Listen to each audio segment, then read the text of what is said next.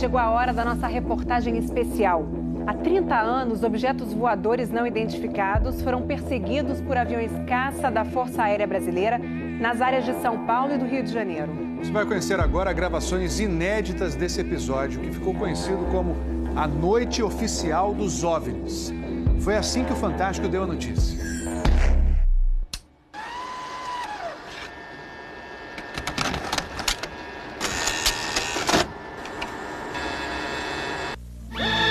Esta semana, altas autoridades militares do Brasil admitiram publicamente pela primeira vez ter visto objetos voadores não identificados, os OVNIs.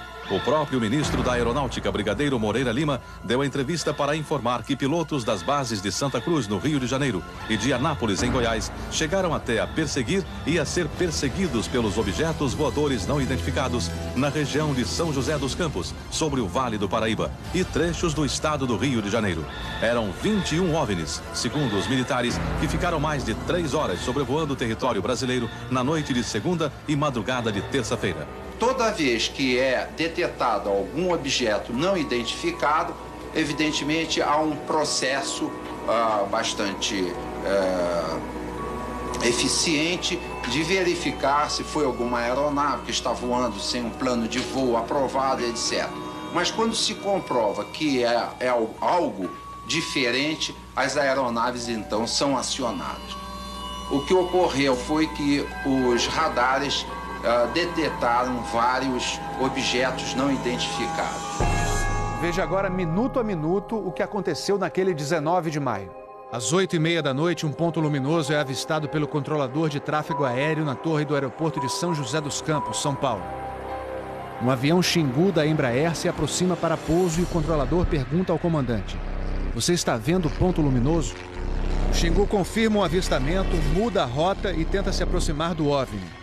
Quem estava no comando do avião era o coronel Osiris Silva, que voltava de Brasília depois de tomar posse como presidente da Petrobras.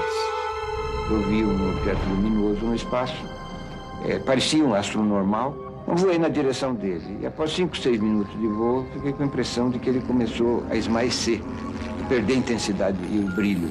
9h14 da noite. O controle de radar de São Paulo registra sinais sem identificação. 9h20. O controle aéreo em Brasília confirma a presença de objetos voadores não identificados. 10h23. O primeiro jato F-5 decola da base aérea de Santa Cruz, no Rio de Janeiro. Ele carrega armamento de guerra pronto para ser acionado. 10h45. O radar da base aérea de Anápolis, em Goiás, detecta sinais no radar. Um Mirage também armado decola em busca dos OVNIs. 11h15 da noite. O piloto do primeiro F-5 a entrar em ação avista um ponto luminoso e começa a perseguir o objeto voador não identificado. Nosso objetivo justamente era esse, se aproximar e identificar. Nós não conseguimos nem nos aproximar, muito menos identificar. 11h17. Mais um Mirage decola da base de Anápolis para perseguir os objetos. 11h20. O caça F-5 recebe pela primeira vez um sinal no radar de bordo confirmando a presença do objeto não identificado à sua frente. 11h36. O terceiro Mirage sai da base de Anápolis, mas não consegue contato visual com os OVNIs. Naquela noite, 5 jatos da Força Aérea foram acionados e retornaram sem conseguir se aproximar dos objetos. Os radares do Sindacta em Brasília registraram um total de 21 sinais desconhecidos no céu do Brasil. O grande personagem dessa história foi o controlador de voo que estava na torre de São José dos Campos.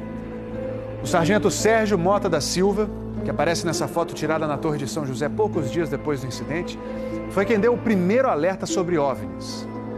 30 anos depois, Sérgio, que hoje é controlador de voo civil, deu a primeira entrevista para uma TV. Ele preferiu não mostrar o rosto. Tem alguma coisa aqui no setor noroeste de São José? Um farolzinho por lá? Eu estou olhando bem, o bicho está parado. Nem sobe, nem desce, nem vai para a esquerda, nem para a direita. Está paradinho lá. Estou olhando, não é estrela não farol. A olho nu parecia um avião. Quando coloquei no binóculo para observar, é que eu vi que ele era extremamente cintilante e multicolorido. Tinha vermelho, azul, branco, lilás, um monte de cores, com uma certa predominância do laranja, mas ele era muito bonito. O controlador pediu ao avião Xingu para tentar avistar o objeto.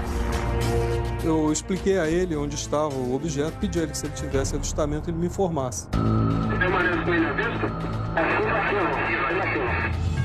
Aqui, nós temos a ponta vista. Esse bem visível, poderia descrevê-lo? É uma estrela grande. Estrela grande e bem vermelha. Entendido, grande e bem vermelha. Controle de São Paulo será alertado. O controlador em São José dos Campos avisa ao controle São Paulo que o Xingu está perseguindo o OVNI. Positivo. Ele está perseguindo o troço. Está perseguindo o troço? Tá indo atrás. Sério, tá indo. Controle. Tá vendo? Próximo de São Paulo, já da região do radar, esse objeto simplesmente desapareceu do radar. O Xingu também perdeu contato visual com ele. O avião Xingu abandonou a perseguição e pousou em São José dos Campos. Pouco depois, o controlador da Torre de São José alertou o controle São Paulo. Outros OVNIs estavam aparecendo no céu. Estou vendo 3 agora. São 3 luzes. Mas parecem estrelas, mas o radar não pega estrelas. O que é isso? Você observa alguma mudança de cor, alguma coisa? Pode ser. Vai movimento, né? Rapaz, eu não sei. Pra mim, olha, aqui tá parecendo estrela, mas só que um monte de cor bonita, rapaz. Tá vermelho, amarelo, branco. Tá dando um monte de coisa. Pô, tão barato isso aqui. Deve ter uns craques por aqui já pelas fotos que eu tô fazendo aqui. Ainda bem que vocês estão vendo também, senão eu ia pensar que eu tô ficando doido. Porra, rapaz, tô arrepiado, meu irmão. Só 2 pontos brancos afastados mais baixos. Estão entrando no alinhamento da pista, além da cidade. Tem 2 altos aqui no alinhamento da pista e tem mais uns 2 ou 3 embaixo, voando baixo agora. Continuam se movimentando. Coisa linda, meu irmão. Pô, tá ficando bom esse negócio, viu? Tá ficando bom, né? O controlador Sérgio Mota da Silva faz uma revelação surpreendente. Ele tentou fazer contato com os OVNIs usando as luzes de balizamento da pista de pouso. Se eu aumentava o brilho do balizamento das luzes do balizamento, aliás, eles se afastavam. E se eu diminuía a intensidade das luzes do balizamento, eles se aproximavam. Pareciam responder de modo inteligente aos sinais que eu fazia com as luzes da pista de pouso e decolagem. O controlador Sérgio fala com o controle aéreo em Brasília. Fala, Brasília. Brasília? Boa noite, bem-vindo ao Festival dos Discos Voadores. Tá uma loucura isso aqui, cara. Pô, os que eu pude ver mudavam de cor o tempo todo. Vermelho, amarelo, azul, lilás, aquele festival de cores. As ocorrências terminaram já perto do nascer do dia, lá pelas 4 e pouco, 5 horas da manhã. Os últimos objetos foram vistos. Como é que tá a situação aí? Pô, rapaz, isso aqui foi um festival. E agora, como é que tá? Agora não sei quer ver mais não. Você não informa nada, não? Positivo. Mas você não viu nada, não está avisado. Positivo. O Fantástico também teve acesso às gravações das conversas entre os pilotos e a defesa aérea. Um desses pilotos era o capitão Armindo de Souza Viriato. Veja agora como foi que ele perseguiu um OVNI com armamento pronto para ser usado. Eu tenho contato. Confirma? Estou em contato. Prossiga nesse contato, caçador. 7. Caçador passando a rojão. 7. Caçador passando a rojão. No código dos pilotos, isso quer dizer que o caçador, o avião caça, entrou na situação rojão. O míssil está pronto para disparar. Prossiga nesse contato. Estou em Judite agora. 7. Judite significa que o alvo está no radar. Ou seja, o piloto pode atirar se for autorizado pela defesa aérea. Mas neste momento, o alvo se afasta em alta velocidade. Está aumentando. Aumentando a distância, confirma. Afirmativo. A distância está aumentando de novo aqui. 7. Aumentando rápido. Comportamento muito estranho, ok? O capitão Viriato falou sobre a incrível velocidade dos OVNIs numa entrevista ao Fantástico. Essa aceleração, o radar de Brasília chegou a pegar na época de defesa aérea, deu aproximadamente Mach 15. Isso aí daria em torno de 15 mil km por hora. 15.000 quilômetros por hora é uma velocidade muito acima dos jatos mais rápidos do mundo, que chegam no máximo a 4.000 quilômetros por hora. Um documento confidencial do Comando de Defesa Aérea de junho de 1986 concluiu: os objetos produziram ecos nos radares do sistema de defesa e também nos jatos que perseguiram os OVNIs. Houve contato visual dos pilotos. Os objetos atingiram velocidades supersônicas e mostraram capacidade de acelerar e desacelerar de modo brusco.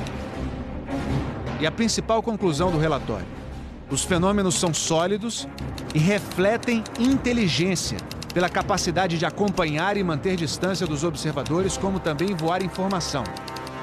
Não foi possível identificar a origem dos objetos. Foram esses dois ufólogos, pesquisadores de OVNIs, que conseguiram no Arquivo Nacional em Brasília a liberação gratuita dessas gravações. O fenômeno OVNI é real, existe, e o governo sabe disso, as Forças Armadas sabem disso. Essa documentação sendo exposta para o público permite que as pessoas entendam que isso não é brincadeira. Não tem como a gente falar que seriam naves extraterrestres, né?